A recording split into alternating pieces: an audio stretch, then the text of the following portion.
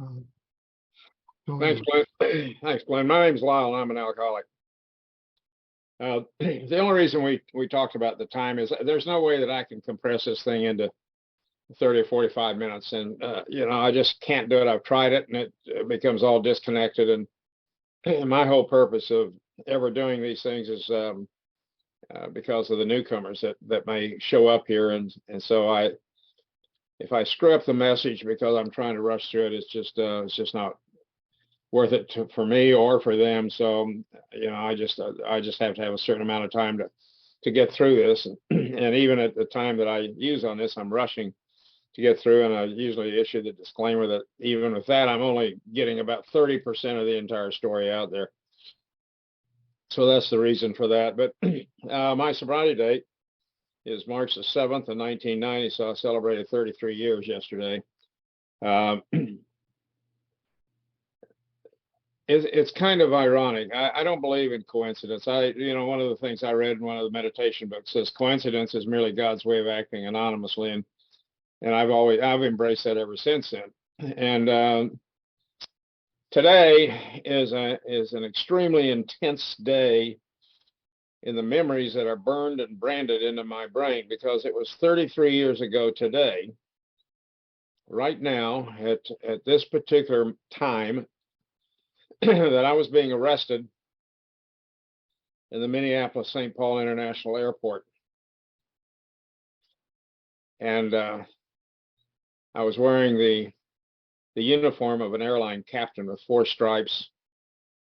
And I was watching my life end at this very time 33 years ago today. I recently communicated with some guy I was talking about. I said, one of the things that I've seen often or heard often about somebody who has suffered a gunshot wound is that their initial reaction when they look and they see the wound and the blood is shock and disbelief. They can't believe that they've just been shot. And that was very much the feeling I had when I was arrested 33 years ago today. I couldn't believe this was actually happening to me. It wasn't supposed to happen, but it did. And I remember a certain sense of absolute surreal about that entire day. For 12 hours today, I was involved in this process that I never ever thought could possibly happen in my life. It involved 2 trips to facilities to give blood. We were escorted by 2 uniformed police officers, all 3 of us. And it was an unbelievable day. I will never be able to find the words to describe the sense of abject, absolute horror and shame that penetrated me. The big book says it, I think, in a very short, clear, succinct way when it talks about pitiful and incomprehensible demoralization. And I don't know that it can be said any better than that. This morning, I woke up, and as I always do, every year when March 7th, 8th, and 9th roll around, and I'm completely transported back in time to what was taking place on that day at that moment. But this morning, I was able to look into the beautiful brown eyes of a wife who will celebrate 60 years of marriage with me tomorrow, and enjoy a hug and a kiss and this immense, indescribable mountain of gratitude for where we have come since this day 33 years ago, when life appeared absolutely to be over. I'm going to kind of try to get through this a little quicker than I normally do. And I'm going to start by saying that I was born in Wichita, Kansas in September of 1938. So I'm on the downhill slope towards 85 this year, and have been blessed with some good genes and some good health. And in spite of the drinking I did, as hard as I drank, it's hard to imagine that that I can feel as good as I do today and feel as young as I do today and be as active as I am today. It's just purely, simply, sheerly God's grace, because I know a lot of people that didn't drink as much as I did or as hard as I did who are suffering a lot of physical and other consequences as a result of that. And for some unbelievable reason, I've been given a freedom from that, and I'm profoundly, deeply grateful for that. I grew up in Wichita, Kansas, in a World War II housing project on the southeast edge of Wichita. It was a little place called Plainview. It was originally built little asbestos shack houses, single units, 2, 3, and 4 plexes, asbestos siding. It was designed for temporary living only for World War II, and place is still there. And when I grew up there in the 50s, it wasn't a real pretty place, and it was economically depressed, but contained therein are the best memories I'll ever have of a childhood, because we were all the same. Nobody had anything. It was all economically depressed, but it was a happy time for me. And it was a very diverse community, blacks and whites and Hispanics and some Native Americans in the segments there, of which I belong to, and we all got along. It was an amazing place, given the economic circumstances, and everybody got along really well. And I don't remember seeing a police car more than once or twice on any kind of a trouble call. We didn't have any gangs. We didn't have drive-by shootings. Drugs were extremely scant. I've never done any drugs, not even experimentally. So for that matter, I never even smoked cigarettes. And I grew up in the 50s, and everybody smoked. Both my parents smoked, my sister smoked, everybody in high school smoked. I was an athlete, played baseball. Everybody on the baseball team seemed like they smoked. I just didn't. I tried it once and just didn't have any desire for it. I don't have any kind of moral high ground on that. It was just something that didn't appeal to me. And I'm really grateful for that, because that's a big factor in my health situation today, I believe. And I have 2 parents who are alcoholics and died from this disease. I also have 2 suicides in the family, an uncle and a cousin, one from alcohol, one from drugs. And I never give one of these talks without thanking my parents for the really good stuff they gave my sister and me, who's 2 years younger than I am. She's in a horrible health condition right now. She's got end-stage heart disease, and she's recovering from a broken hip and surgery. She's 2 years younger than I am, looks a lot older than I do, and she was a heavy smoker, and she had no trouble with alcohol and never did any drugs that I'm aware of. But the tobacco apparently really damaged her heart big time. At any rate, I look at my parents, and I think before the alcohol killed them, they gave us an awful lot of really good things in life. And one of the things really that has marked me is a hard work ethic, and they model that through their own behavior until the alcohol took all of that away. So I'm willing to work, and I don't care what the job is, how menial it is, how dirty it is, how I'm willing to work and sweat and get dirty and do whatever I've got to do in order to get the job done that's in front of me. And that's been a godsend and a lifesaver for me all my entire life. I graduated when I was 14. The alcohol had really culminated there in our family, and the entire family imploded. Now I'm one of the fortunate people that comes out of alcoholic families, in that we didn't have any domestic violence in my family. My dad never beat my mom. I never had to interfere in that or intrude in that.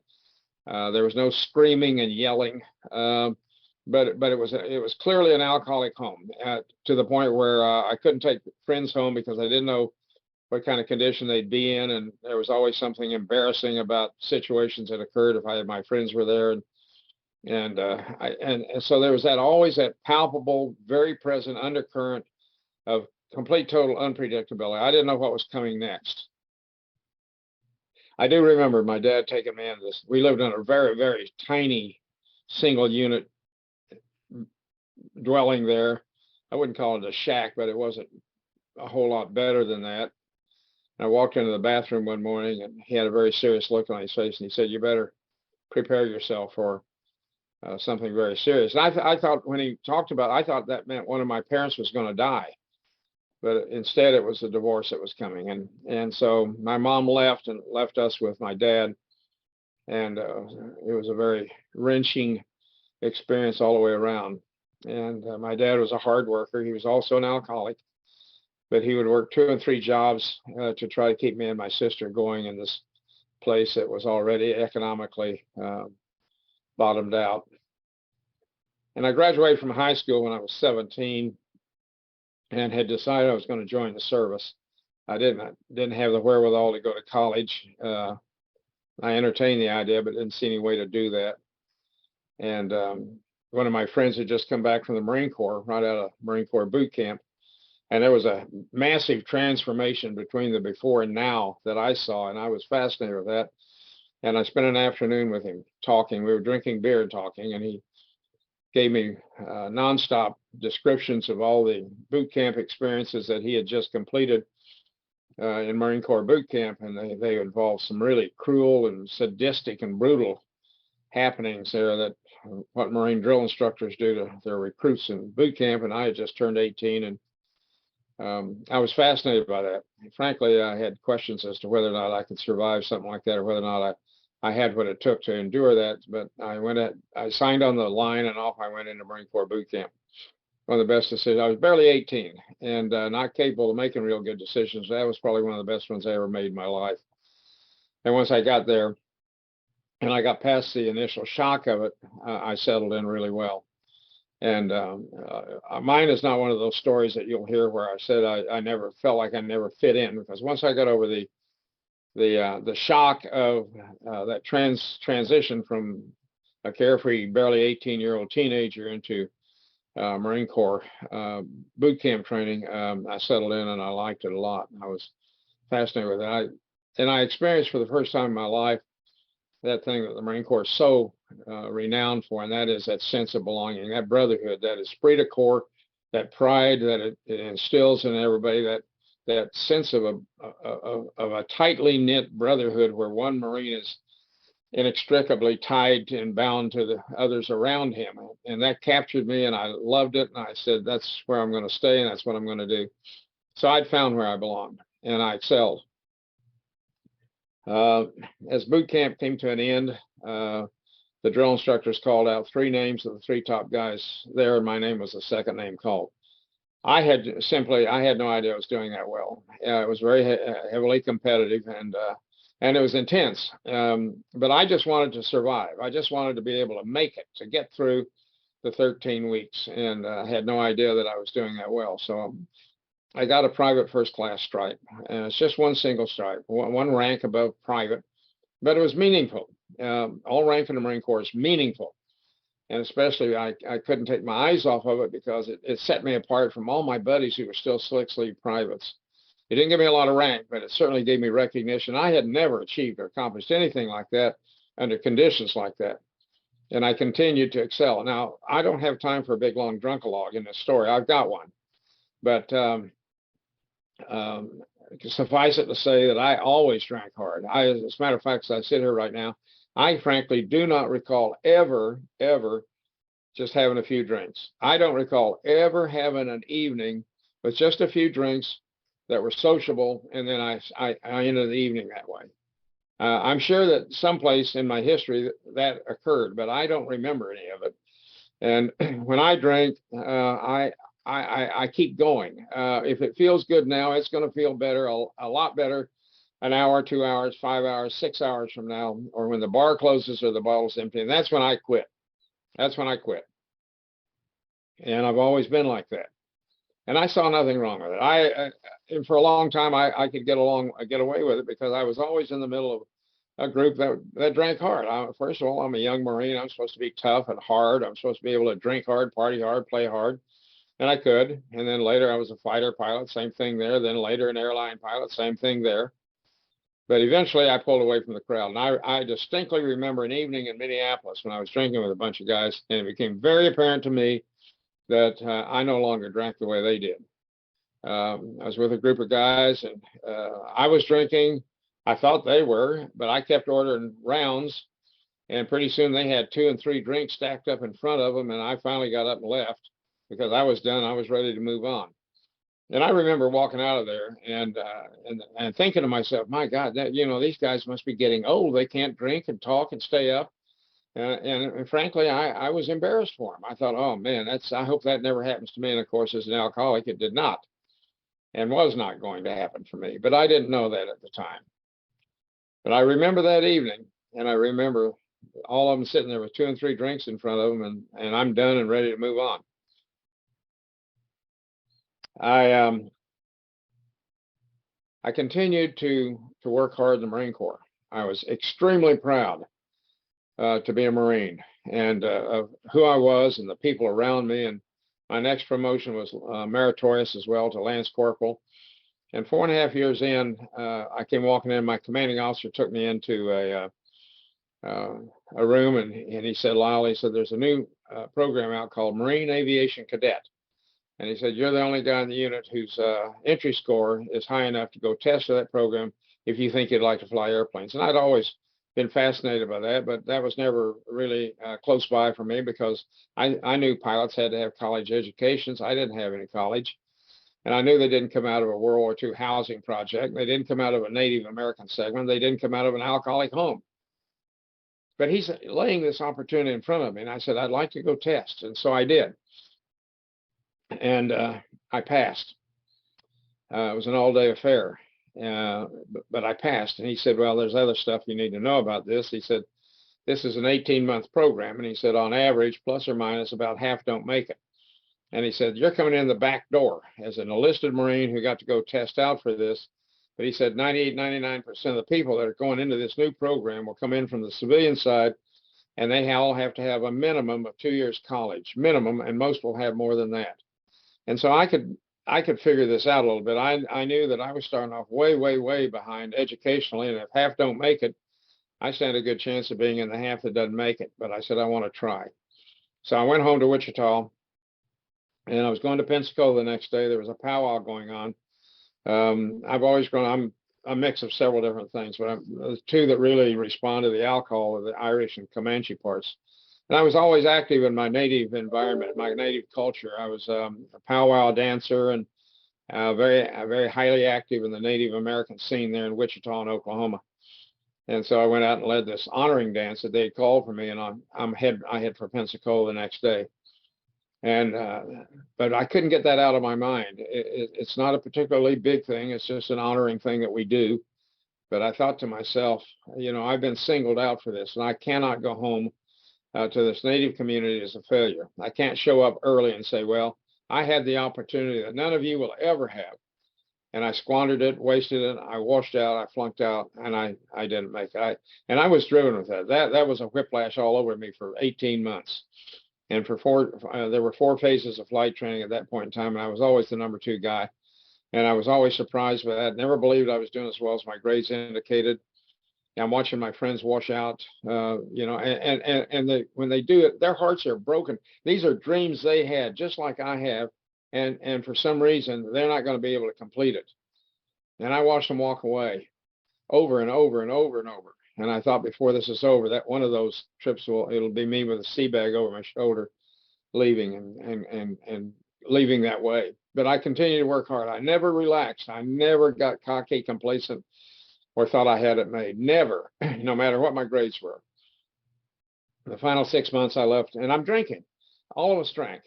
Cadets were only making like $125, $150 a month, but we drink more than the officers do, more than the others do. And I mean, we go 100 miles an hour on the weekends. And I'm always drunk. Friday night and Saturday nights, I just go 100 miles an hour. But on Sunday, I shut it down because I want those gold wings. And there's something I want more than drinking.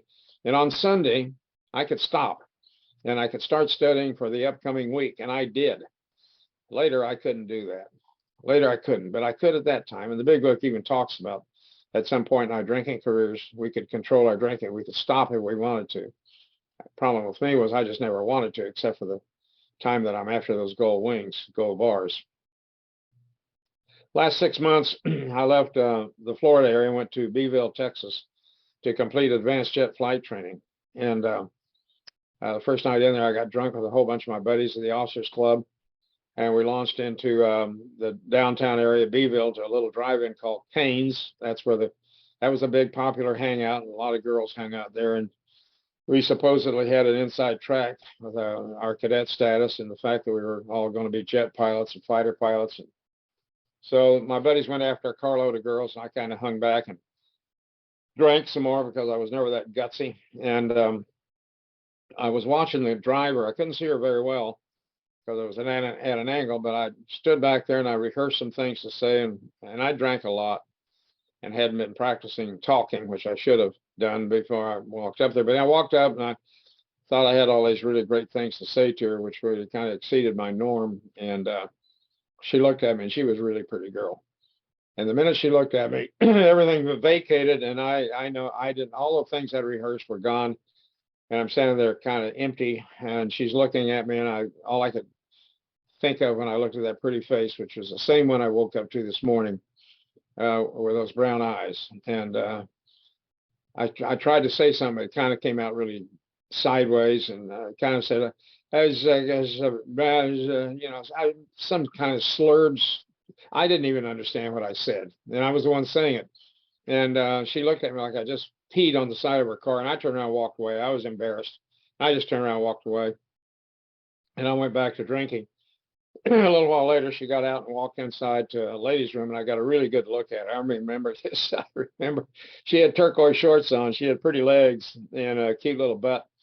And I thought, my God, that's quite a package. And I really had an AA thought there, and I shared these talks. And although I didn't know it was an AA thought, I recognized about 29 years later. But as she was walking in, I had the thought that, I really want what she has, and I'm willing to go to any length to get it. And I had a chance encounter with her the next day. She had a girlfriend with her. I had a buddy with me, and we stopped in. And I saw her going to the same place, and stopped in a feigned surprise. Asked her if I could buy her a cup of coffee. I was nervous, but at least I was sober, and she allowed me to do that reluctantly. And finally, she told me her name was Barbara, and reluctantly, finally agreed that maybe I could call her.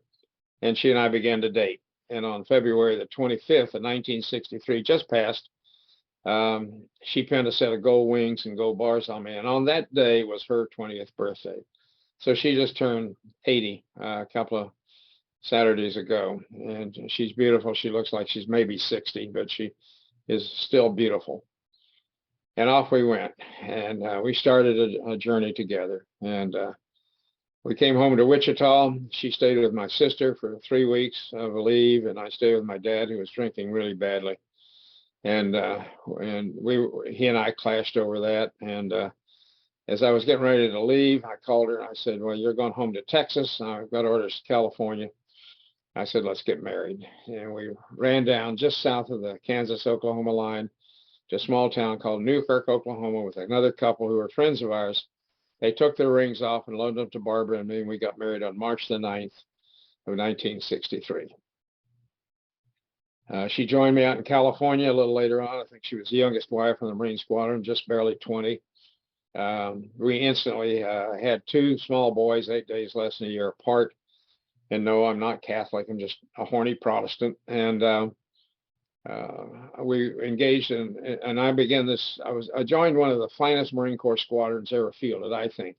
28 of the finest men, the finest officers, and the absolute best pilots that I could ever have been thrust into the midst of. And I got it. What an honor it was, a lifetime privilege, a once in a lifetime experience to be able to be with them and to be able to fly with them and be part of that experience. And we were one of the first jet squadrons into Vietnam, flying out of a little place called Chu Lai, 50 miles south of Da Nang. It's very primitive. They were still building it when we landed there. We had half of the runway we needed. It was made out of interlocking aluminum planking called Marston matting. We lived in tents. It was hot. It was 100, 110 degrees. We had no air conditioning. We had no ice. We had no creature comforts of any kind, living in sand. And we acquitted ourselves very, very well. The whole group of Marines, surrounded by the old Marine Corps infantry perimeter. Everything outside the airport perimeter was enemy-owned, VC controlled. And so we flew out of Chu Lai. All of our takeoffs use jet assist takeoff bottles to do the short runway to get a airborne for combat missions, and we landed into carrier gear on our recoveries coming home because we were all carrier qualified. So it was very challenging flying conditions, very challenging living conditions. But I'm telling you, we acquitted ourselves beautifully over there, honorably and beautifully. And what an experience that was. I put in for a regular commission, which would guarantee me a career in the Marine Corps, but the regular commissions were reserved. They were very competitive. And they reserved those mostly for officers that had college degrees. I had no college at all, and I got a regular commission. And that's kind of what I'm expected to do. That's what I expect of me. That's what others expect of me. They don't expect me to go into a bar in Fargo, North Dakota, and become the greatest pariah in all of American commercial aviation history. No pilot before or since has done the damage that I did. I was the 9/11 of American commercial aviation. I'm not proud of that, but I own it. I have to live with it, and I accept it. I was the first airline pilot ever arrested, tried, convicted, sentenced, and sent to federal prison for having flown a commercial airliner under the influence of alcohol. And as such, I generated massive amounts of public media coverage. This was a media blitzkrieg. It was endless, relentless. It went on forever. I was the lead story, it seemed like, on every news segment, nationally, locally, everywhere. The Northwest Flight Crew 650 and the 3 pilots that were arrested. Since that time, that's happened a number of times. And a pilot being arrested for or singled out for alcohol now is not a big deal. They're not even on the news on day 2 of the news cycle. But I controlled and commanded that news cycle for weeks into months. And I thought it would never, ever end. I thought it would never, ever end. I came back from Vietnam and I had some personal decorations. I had a military resume that I was extraordinarily proud of. Really a nice one, a good one. And I'm grateful for that because I have friends. Sandy Beach is was a good friend of mine. And unlike Sandy, I was able to complete my military time without being shuttled out as a result of my alcoholism. And that bothered Sandy a lot. And I was grateful that I never had that. That during the time I was a Marine, that my alcoholism was progressing, that it had not culminated to the point that it was going to destroy my life. And for that, I'm immensely grateful. 3 weeks after I got out of the Marine Corps, I was in class at Northwest Airlines. I spent 11 and a half years in the Marine Corps. I'd gone in as a barely 18-year-old kid private. I came out as a commissioned Marine Corps officer and fighter pilot. I was a senior captain. I was well decorated. I had a great reputation, a good combat record. The Marine Corps had given me every opportunity that they could, and I'd taken advantage of it, and I'd had a wonderful, wonderful trip and a journey thus far. And for nearly 22 years at Northwest, I enjoyed the same kind of experience. My drinking continued to escalate. It always did and had. But again, I'm in a hard drinking environment. All my buddies drink hard, and I don't see anything wrong with it. I don't think that I'm any different from any of them. When we got to Northwest, we had the 2 boys, and Barbara wanted a little girl. And we put in for an adoption, and it was difficult because we already had 2 biological children. We fought hard for 14 months, and at the end of that, we brought home a little Indian girl by the name. We named her Dawn. She was 17 days old when she came to live in my house. She was the most beautiful little girl I've ever seen. I'd always felt kind of sorry for fathers who had girls. I had 2 boys, and I was just so proud of them. But once I got that little daughter, I found out what daughters do to their dads, and she became the center of my universe. I love that little girl. Oh, God, I love that little girl. And I thought we had the perfect family, the perfect career, everything. 13 years after we got married, we moved down here to Georgia. We found a beautiful home, the first time ever. We had a nice home, a big home, 3 bathrooms. We had rooms for each one of the kids. 13 years into the marriage, that had happened. And I thought life was perfect. I put off being a captain for 2 years at Northwest because of my daughter. I wanted to be home as she was coming up through school. And when she was 17 and about ready to graduate, I finally put in a card to become a captain because I wanted to be here with her and for her. And the captain written exam she decided to run away from home. Now I have no idea why she ran away. Neither does Barbara. And I don't think the reason she's given, I don't think even she knows at this point in time. That was 35 years ago. And I didn't see it coming. Barbara didn't see it coming. I don't know what role my alcoholism played in that. One of the problems I had with being an alcoholic was I didn't drink every night. I rarely ever drank in the mornings, and I knew all alcoholics drank in the mornings. I'd seen it on TV and in the movies. I didn't do that. I didn't hide my bottles. I didn't hide my drinking. I wasn't beating or abusing my wife and kids.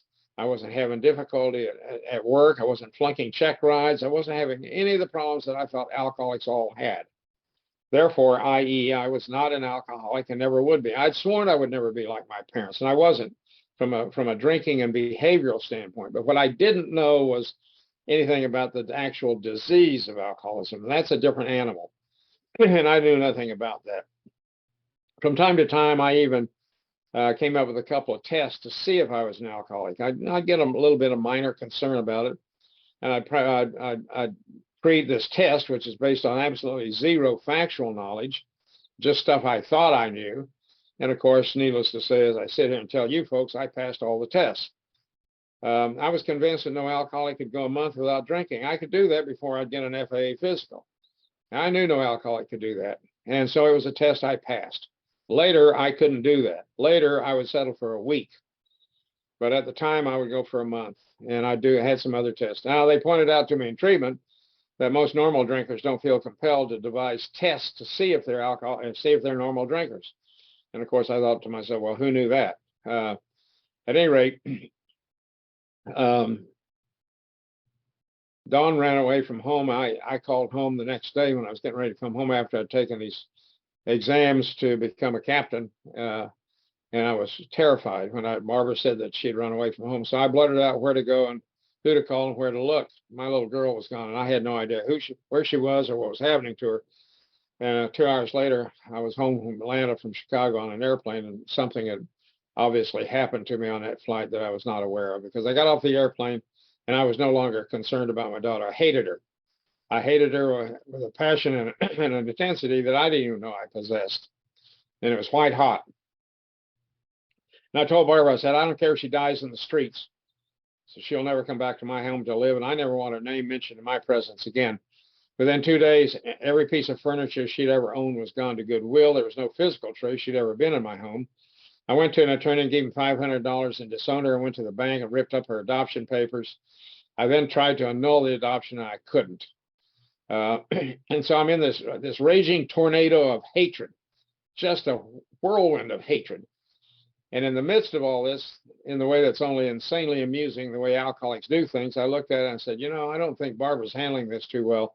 She probably needs a therapist. So I got in the yellow pages, and by the luck of the draw, pulled out the name of a PhD psychologist who was a family therapist. We saw him twice a month for almost 2 years. And once, when he was trying to get me to talk, I made a statement that absolutely portrayed me. And to this day, I don't remember ever consciously forming this thought, but the words flew out of my mouth. And I looked at this doctor and I said, I'm going to tell you something, doctor. I said, I would rather hate than hurt. And that's exactly what I did. And I didn't realize that until I got into treatment, and I really began to look at who I was and what I did and how I did it. And that doctor said to me that day, he said, Lyle, he said, you survived a childhood doing that. And if you continue, it will destroy you. I neglected to say that when I was 14, my parents got divorced. And within the next 3 years, each of them were married and divorced 2 more times. And I didn't fit well into those families. I always clashed and conflicted in those blended families. And that's what he was referring to. And he said, you survived a childhood doing that. And if you continue, it'll destroy you. And he was right.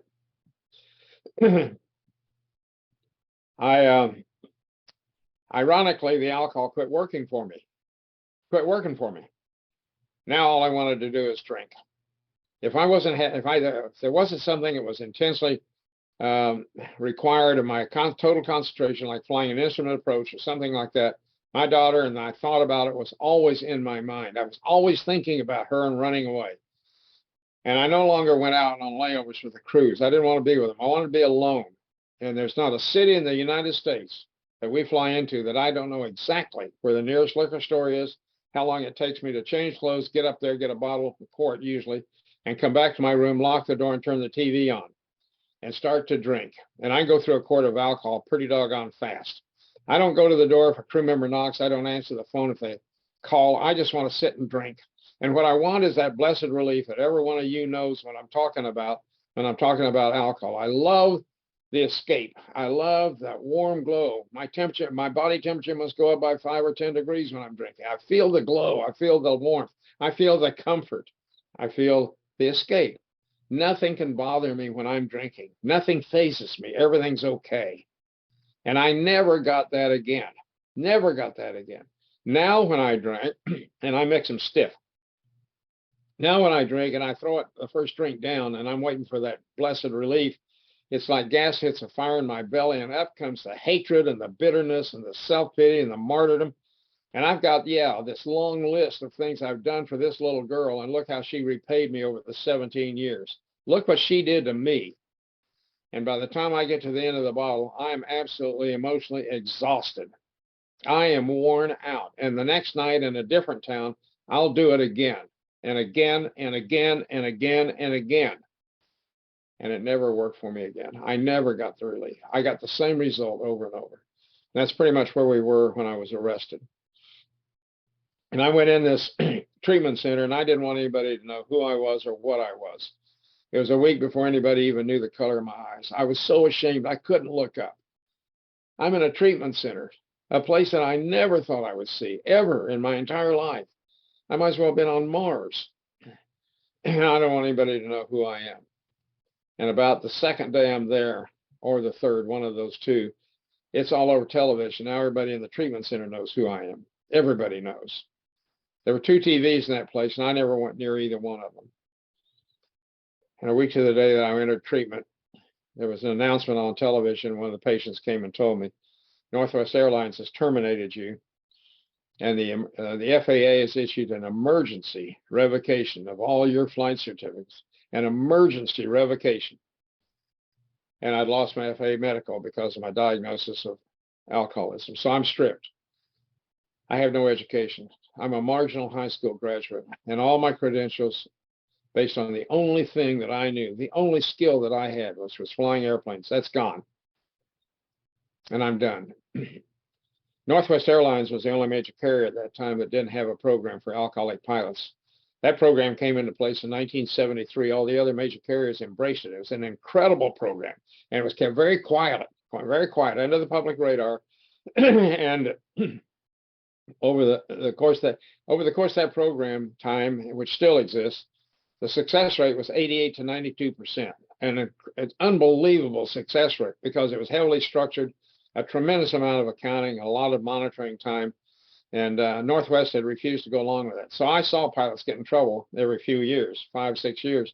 And boy, when that did, that story exploded among the pilots and flight attendants like wildfire. And I knew that's where my story was going to go.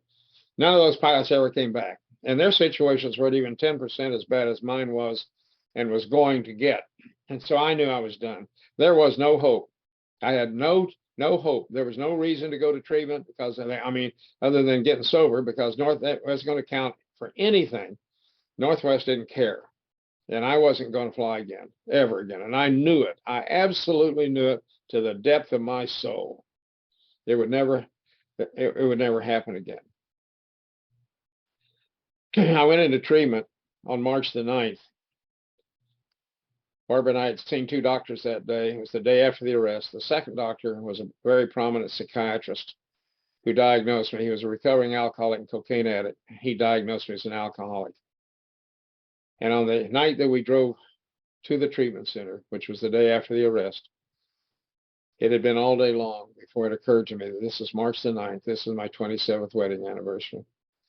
And Barbara made a statement that I could not possibly respond to or even mentally process. As we were 200 yards from the treatment center going down the hill, I go, oh, it's March the 9th. I go, hell of a way to spend an anniversary, huh? And she's got a very soft South Texas voice, and she said, might be the best one we ever had. I could not respond to that because my life was gone. It was done. It was over, and I knew it. I was grateful she wasn't crying. but there was no way I could respond to that. So I already told you I went into treatment, told you about what happened in the first week. And right at that same time period, I walked into a room, a group therapy room, and they closed the door, and there were 8 or 10 of us in there. And I didn't intend to talk, didn't intend not to talk, but for some reason I talked. And that anger that I had, that hatred that I just told you about earlier, was no longer there. So it didn't block off the pain. I had nothing to block the pain, and I felt it.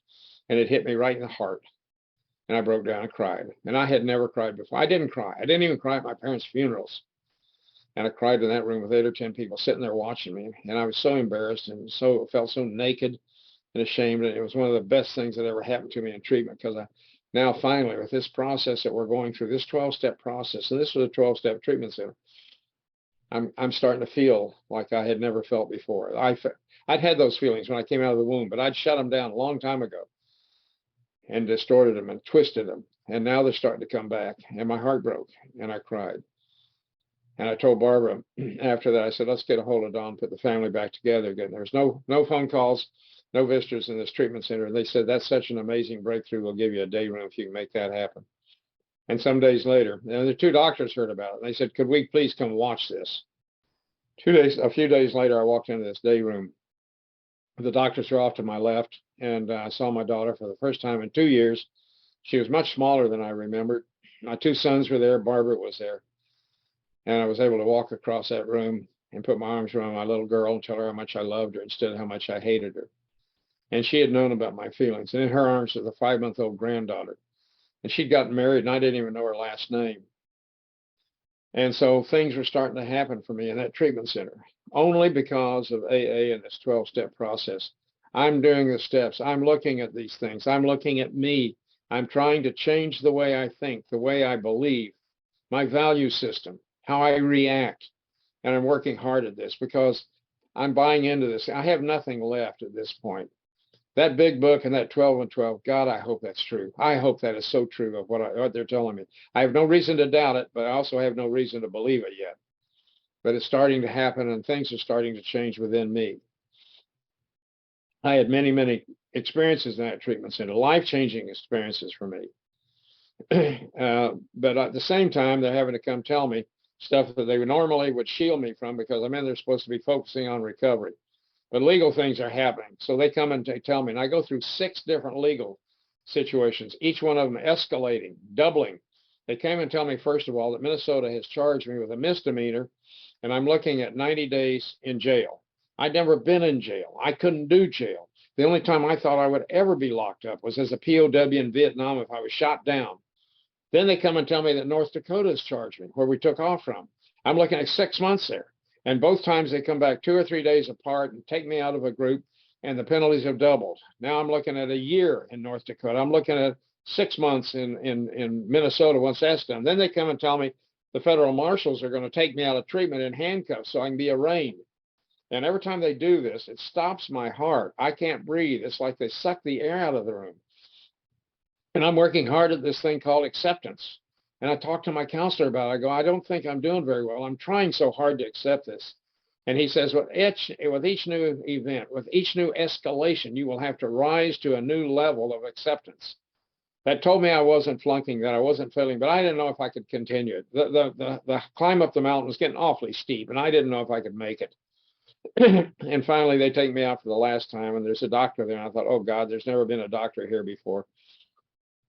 And we went down to his office. My counselor's there. He makes me sit down. He said, Lyle, I have to tell you, on top of Minnesota and North Dakota, the federal government has just indicted you from a grand jury. You're looking at 12 years or 15 years in federal prison, $250,000 fine, and an attorney's coming in Sunday wants $50,000, which I didn't have. We went broke 30 days after the arrest. I was right back where I'd grown up with nothing, but now I've taken Barbara there. And therein lies the tragedy of this disease as far as I'm concerned. What happens to me as the alcoholic is fair. I believe when you do what you did, you get what you got. I believe in being personally responsible. I believe in being accountable. But the tragedy is that I'm not the only one that suffers. I bring my suffering to my wife, my children, my friends, my family, and anyone who has a loving attachment to me. I heap that on them, and that's what's not fair about this disease. And the doctor says, I have to ask if you're going to hurt yourself. And I said, no. but I went numb. 15 years in prison.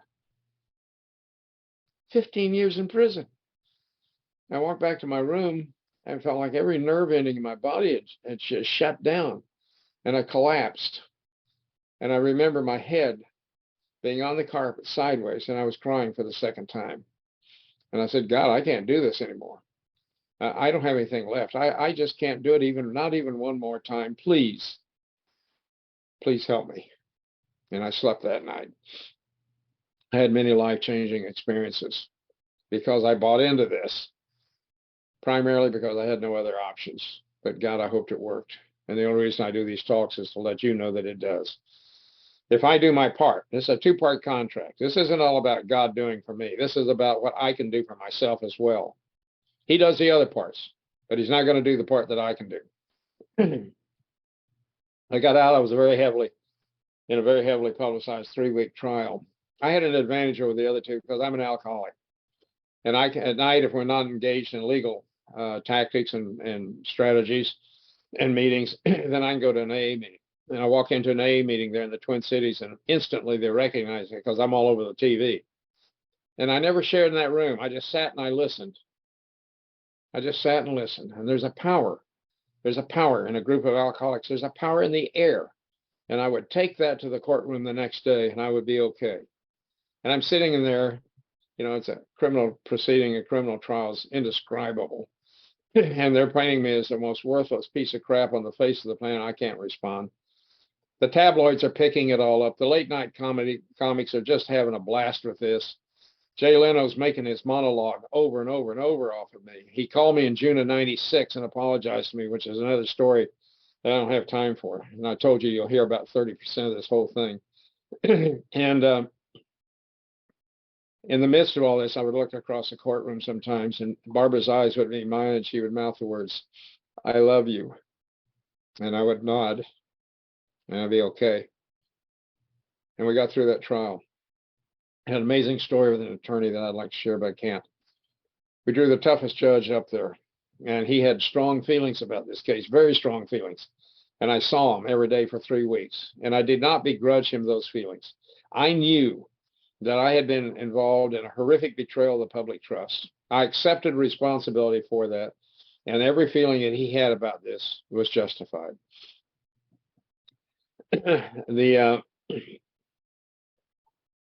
The jury went out, and the jury came back very quickly, and I knew what that probably meant. And I'd wanted to plead guilty. My attorney talked me out of it for reasons that made sense, and so I went along with it. And I'm the captain, so everything comes to me first. I stand up. I don't even to be sentenced. To hear the verdict, and it's guilty. My attorney flinched, and I reached over and just kind of patted him. I said, "It's okay. It's okay." We went back a month later for the sentencing.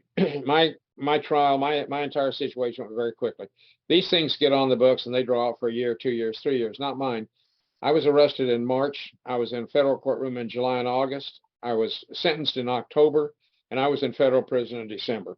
So my situation, driven by a tremendous amount of publicity and pressure, went very, very quickly. We went back for the sentencing in October. Went back for the sentencing in October. The judge had notified the other two attorneys that he was going to depart upwards from the sentencing guidelines, which are 12 to 18 months. That's a numerical algebraic formula that goes into that. I knew I was going to get 18 months. And the judge had other ideas about this and let the other attorneys know about it. And I knew he could go all the way to, my attorney said he can go all the way to 15 years if he wants. He has that discretion. I've been in treatment with a federal judge who told me, he says, there's some things you need to know about our system. And he said, the sentencing is a charade. He said, even though we go through the sentencing procedure, but he said, while you'll talk, your attorney will talk, maybe you'll have witnesses. He said, from the moment we come through that door, the sentence is set. He said, we do not change from the bench. He said, that's just an unspoken rule. We never do. Judges around this country in the 33 years that I've been around the country talking have told me that's true, that once they come through the door, the sentence is set. And so the judge had notified the other two attorneys and the media that he was going to depart upwards from the sentencing guidelines, and this was going to be a big sentence. And so I knew it. And the minute my attorney told me that, I paralyzed. I'd felt terror all the way to my bone marrow many, many times. And here it came again. I told Barbara, I said, this is step one. I'm powerless over this. There's nothing I can do to change this. And so I must accept it. And we went into the courtroom that day. I gave her all my personal beliefs and I said, I don't believe I'll be coming back. The judge announced, got ready to sentence me, and I stood. He had lectured for half an hour about what he was getting ready to do and why he was getting ready to do it. And I stood and I didn't know what to say because I was so scared. And I talked about being grateful to be sober. I was grateful for what had happened in my family. I had accepted responsibility for this entire thing, and I couldn't change what happened yesterday, much less what happened several months before. And that judge announced a sentence on me of 16 months, which blew everyone in the courtroom away, including me. That's 2 months less under the guidelines after this big announcement. And I sat down and I knew something. I knew a miracle had happened that morning in the courtroom. I didn't think I would ever know how that happened. Later I found out. But then he said, this is a very complicated legal situation, and it was not, the rule was not written for pilots, and there'll be appeals, and I'll let you 3 men remain free until your appeals are exhausted. The other 2 took that deal. I said, no, I'll go now. The judge later told my attorney, he said, no defendant before or since has ever done that.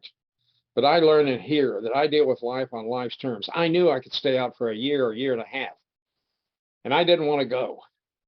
But I also knew at the end of every one of those days, the sun went down and I was one day closer to something that was inevitably going to happen.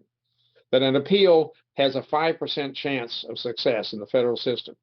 And even if it was successful, it just meant I got another trial. It didn't mean it didn't mean that I'd go free. And I didn't have the money for another trial. I'm broke. Everything I've got is gone. And I tell my kids, I said, the reality is I can't come out the back door till I go in the front. And my job is to go in the front now. And I was scared, but I remembered something I'd learned in the Marine Corps that said, courage is not the absence of fear. It's the ability to continue in the face of it.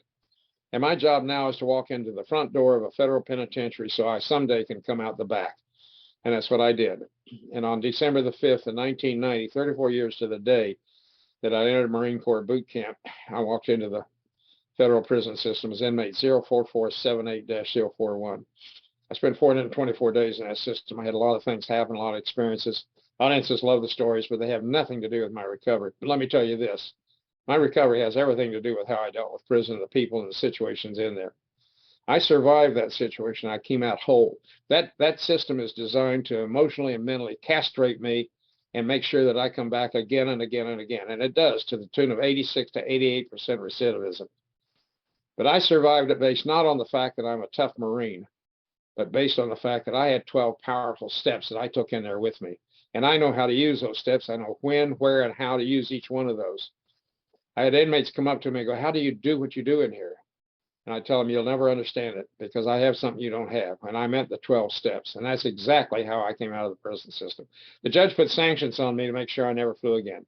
I was the most horrific example of the system gone awry, and I was never, ever supposed to see the inside of a cockpit again, ever. And he put sanctions on me to that effect. A year after I got out of prison, in another story that I'd love to share with you but don't have time for, he lifted those sanctions. Not one chance in 10,000 he would do that based on his feelings, but he did. The FAA then said, if you want to fly again, you'll start all over again with a private license. Literally from the ground up. No pilot I knew thought that could be done. I'd come out of the Marine Corps and immediately had a commercial license with an instrument rating. But I learned in here that I do things one day at a time, one step at a time, one license at a time. And I went back, and 10.5 months later, I passed the writtens on all 4 licenses. And that's a short summary of a very hard, long, arduous, difficult journey. But there's a flying part that goes with each of those segments, and I can't do it. I'm back working in the treatment center to save my life. I did that for almost 2 years. You know what I made? $14,000 a year. $14,000 a year. And I'm grateful for that job. I'm grateful for that job. One of my jobs is to take urine specimens from patients. That's a long way down the line from being a prestigious airline captain sitting in the left seat of a 747 or a 727. But every time I took those specimens, my attitude was, I'm going to bag them and tag them better than they've ever been done before. That's part of my job. It's not who I am. It's just part of my job. And so I did that for almost 2 years. But I'm making 14,000. I can't do the flight. About that time, a pilot contacts me from Northwest. He said, "You didn't know it, but I got a flight school. I want you to come up here and go through my flight school." Buffalo, Minnesota, 55 miles north of the Twin Cities. I'm under 13 conditions of probation, so I've got to check in with Minnesota Department of Corrections when I go up there. And I spent 44 days with that man and his family living with them, doing it free. Rained out 14 days, and I never slowed down, never quit studying. I came back with 4 licenses. I'd gotten 2 of them by 11:15 one morning, and I don't think that's ever been done. And when I'm not flying at night, I'm in an A meeting in one of those small farm towns around Buffalo, Minnesota, because that's where I belong. That's what's giving me back my life. That's where I go. That's what I do. I came home with those licenses, and I told Barbara, I said, "I'll never fly on American soil." My publicity and the Northwest Flight 650 incident, alcoholic in the headlines, I'm a convicted felon. I'll never fly on American soil. But about a month later or so, the licenses physically came in the mail. And about an hour from that time, I got a phone call from the head of the pilots union at Northwest. The grievance had been automatically filed because of my termination, but I had never activated the grievance, nor was I going to, because Northwest was entirely justified in terminating me based on their reasons. I believe when you do what you did, you get what you got, and I wasn't going to fight the termination. This pilot said, "This is the best phone call I've ever made," because he said, 3 hours ago, John Dasberg, President and CEO of Northwest Airlines, man I'd never even seen, made a decision to bring you back and put you into full flight status at Northwest. Unbelievable, incredible. I had tears flowing down my cheeks. I couldn't believe the words coming through the phone. They just seemed unreal. If a pilot's airline is mentioned one time publicly, he's done. My airline had been mentioned egregiously dozens of times, over and over, dragged through the mud, and he's bringing me back to let me fly again.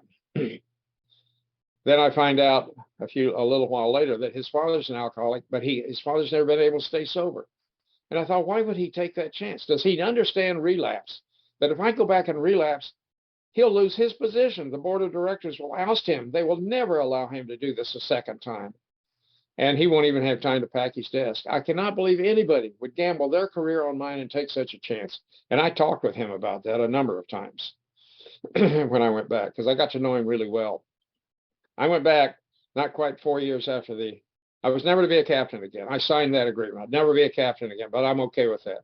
At least now I'm going to get a little bit of a retirement. At least now I don't bring Barbara to the end of the road with a complete zero, which that had been a knife in my heart. I'm overwhelmingly welcome back. Overwhelmingly. There's a small segment, of course, that never wants to see anybody get back up. But I was overwhelmingly welcomed back by pilots and flight attendants. And as I'm coming up on my last year at Northwest, which now has a program for alcoholic pilots, I get a phone call again from a pilot, and he tells me late at night, I was speaking at United Airlines. He said, "John Dasberg just changed your back to work agreement. He knows you're coming up on your last year at Northwest. He thinks you should spend your last year as a 747 captain." I never thought anything could surpass my return to Northwest. And now it's like God is up there looking down, grinning and winking and saying, "Every time you think I've used my miracles up, I've got one more I can show you." And so I went back and I checked out in the left seat as a captain, given the first thing we lose in the most golden gift of all, trust. John Dasberg trusted me. He put me in a mega $1 million airplane with 18 flight attendants and 400 passengers and let me fly all over the world. Not because I'm anybody special, but because I'm a trusted, sober member of AA. And he told me so. He told me so. So I closed out my career in the left seat as a captain with a better reputation I've ever had before. Over on my wall to the left sits a large frame picture of a 747 with huge matting area. There must be 2,000 or maybe 3,000 signatures and good wishes from pilots and flight attendants on that, signed on that photo. That's what AA has done for me. The best part of my story is that I don't get any credit for it. I did what everybody is asked to do. I did 90 meetings in 90 days, except I did them in 67 because I knew I'd be in a courtroom too soon. I got a sponsor. I worked the steps with a sponsor. I got a home group. The service work I did was sometimes washing ashtrays, which I hated because I didn't smoke and I hated the habit, but I'd wash ashtrays. Anything I could do. I just did the basic stuff. That's all I've ever done. And these miracles have come my way. and the hand of a higher power is over all of them because I have no power. I couldn't create any of those. I couldn't stop what was coming my way, and I couldn't manufacture the miracles. I retired in 1998 at the age of 60. It's now 65. And about day 2 of my retirement, I get a phone call from my attorney, who's now my friend. This is 8 years after the trial. He said, Judge Rosenbaum is now chief judge of the Minnesota Federal District. He said, Judge Rosenbaum just called me. And he said, in 16 years, he's never supported a petition for pardon, but he'll support yours if you want to make the attempt. I'd never even considered such a thing. The judge came to me. I didn't go to the judge. And he wrote an emotional 3-page affidavit that is so emotionally powerful. It sits in my safe. And if I had to read it in front of you, I'd be in tears before I get to page 3. I cannot believe the words on this paper that the man wrote who sent me to prison. It's a phenomenal document. And 2 years later, I came walking in, and there are 8 phone messages telling me I just received a presidential pardon from Bill Clinton, and it hangs over here on my wall. And it says a full and unconditional pardon for Norman Lyle Krause from William Jefferson Clinton. When my story began, it took me 5 minutes to tell it because it was over before it began. I heard the promises, and I hoped they would come true until they got to that part that said, no matter how far down the scale. I said, no, not for me. And I'm sitting here right now trying to close this talk out because there's 70% of the story you haven't heard. I've never heard a story that has more miracles in it than mine. And I've heard wonderful, wonderful stories. But I'm the guy that thinks it always happens for other people. And I've been blessed to live out this story. I could always close my story for the last 23 years right here, right on the high point. But I have to tell you that because we get sober, and I've been told this before, life is not guaranteed to be butterflies and bouquets, that we will encounter difficulties, but we need not drink over those. People do, they do it all the time. But I don't have to do that. And last August, I sat right where I'm sitting right now. And a phone call came in from a neurologist we've been seeing. He said, I have to tell you that Barbara's spinal tap fluid is positive for Alzheimer's. And I sat here and my world fell out from underneath me. And Barbara came into the door over here about that time, and I had to tell her. She didn't say anything. I saw tears running down her cheeks, and I put my arms around her. And she said, I just hope this isn't something I pass to my children. I thought, God, she's always been that. She always thinks about others. I've known her for 60 years. She has never hurt or harmed another human soul in that time that I've seen. And she thinks about her children. And about that time, I was pretty raw. And I said, honey, I'd give anything if it was me instead of you. And she hugged me, squeezed me, and she said, oh, no. She said, you'll be able to get along without me, but I could never get along without you.